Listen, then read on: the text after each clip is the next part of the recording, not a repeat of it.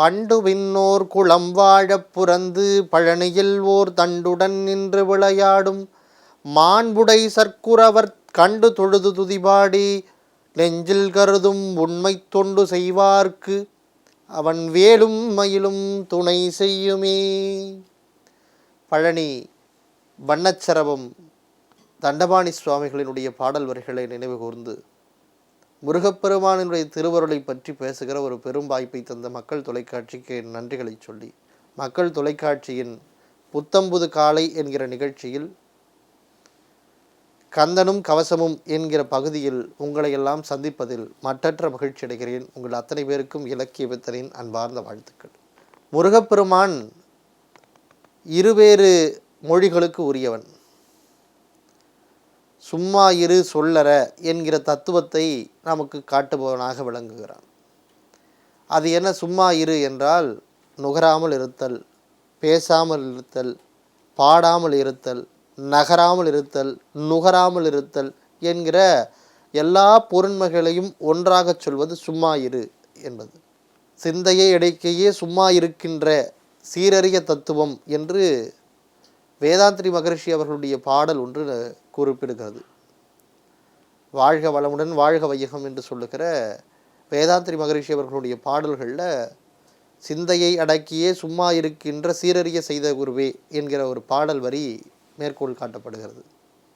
அது என்ன சும்மா இருக்கிறது அப்படின்னா, ஒரு நிச்சய காமிய நிலையில் இருக்கிறது, அதாவது அமைதியாக இருப்பது. அது என்ன அமைதியாக இருக்கிறது? உடம்பால், உள்ளத்தால், சிந்தனையால், உயிரால், செயல்பாட்டால் எல்லாவற்றிலேயும் அமைதியாக இருந்து உணர்வது. அதற்கு பேர் சும்மா இருத்தல் என்பது பொருள். சொல் அற அப்படின்னா என்ன அப்படின்னா, மனம் வாக்கு செயல் இவை மூன்றையும் அமைதியாக வைத்திருப்பது. சொல் அற என்றால் மனம் வாக்கு செயல் இவற்றை அமைதியாக வைப்பது. ஆக சும்மா இருப்பதும் சொல் அற இருப்பதும் எப்படி இருக்க முடியும் என்றால் முருகனுடைய திருவருளால் புரிந்து கொள்ள முடியும். சும்மா இரு சொல் அற என்பதைத்தான் இந்த பாடல் நமக்கு சொல்லி காட்டுகிறது. அந்த பாடல் இதோ: செம்மான் மகளை திருடும் திருடன் பெம்மான் முருகன் பிறவான் இரவான் சும்மா இரு சொல்லற என்றலுமே அம்மா பொருள் ஒன்றும் அறிந்திலனே. முருகப்பெருமான் பல கேள்விகளுக்கு விடைய தெரியாத கேள்விகளுக்கு சூட்சமமான பதிலாக இருப்பவர். அதுதான் இந்த பாட்டில் அவர் விளக்கி சொல்கிறார்.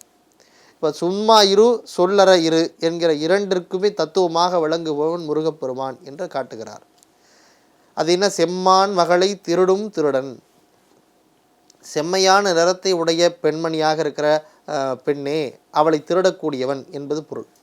அதாவது சில பேர் பாராட்டுற மாதிரி திட்டுறது, திட்டுறது மாதிரி பாராட்டுறது, அதுக்கு பேர் வஞ்ச புகழ்ச்சி அணி என்பது பெயர். இந்த வள்ளியை எப்படி திருமணம் செய்து கொண்டாள் என்றால், வள்ளியினுடைய மனதை திருடி வள்ளியை திருமணம் செய்து கொண்டார் என்று குறிப்பிடுகிறார்கள். நீங்கள் முருகப்பெருமானுடைய வள்ளி திருமண கதையை கேட்டீர்களே, ஆனால் தெய்வ யானைக்கு முன்பாக முருகன் பெருமான் மீது அறிமுகம் கிடையாது. தந்தையை காப்பாற்றிய காரணத்தால் தெய்வ யானை திருமணம் செய்து கொள்ளுகிறார்.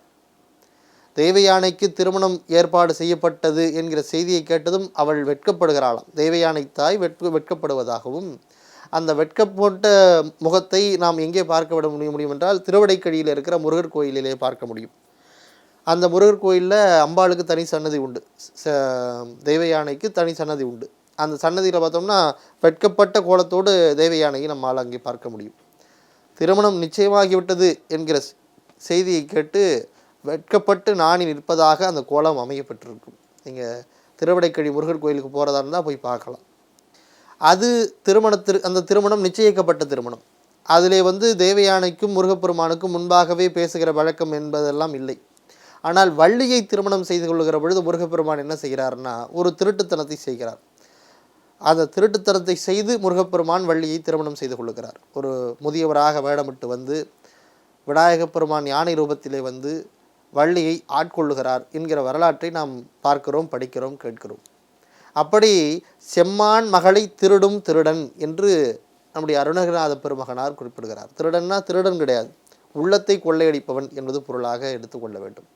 அப்படி செம்மான் மகளின் இதயத்தை திருடக்கூடியவனாக இருக்கிற முருகப்பெருமான் பெம்மான் முருகன் பிறவான் இரவான். அவனுக்கு பிறப்புன்றது ஒன்றும் கிடையாதான், இறப்புன்றது ஒன்றும் கிடையாதான்.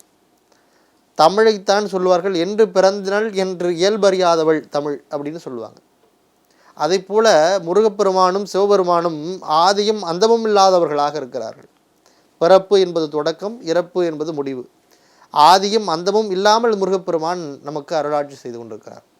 ஆக செம்மான் மகளை திருடிய திருடனாக இருக்கிற முருகப்பெருமான், பிறப்பும் இறப்பும் அற்றவனாக இருக்கிற முருகப்பெருமான், அந்த முருகப்பெருமான் தான் சும்மா இரு சொல்லற என்கிற 2 தத்துவத்தையும் செய்கிறான் என்று நமக்கு அருணகிரிநாதர் சொல்லி, அதை எப்படி ஒரு தனி மனிதனால் புரிந்து கொள்ள முடியும், அந்த அளவிற்கு நமக்கு அறிவில்லையே என்று அவர் குறிப்பிடுகிறார்.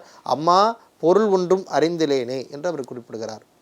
ஆக இந்த உலகம் இயங்கிக் கொண்டிருக்கிற உலகம்.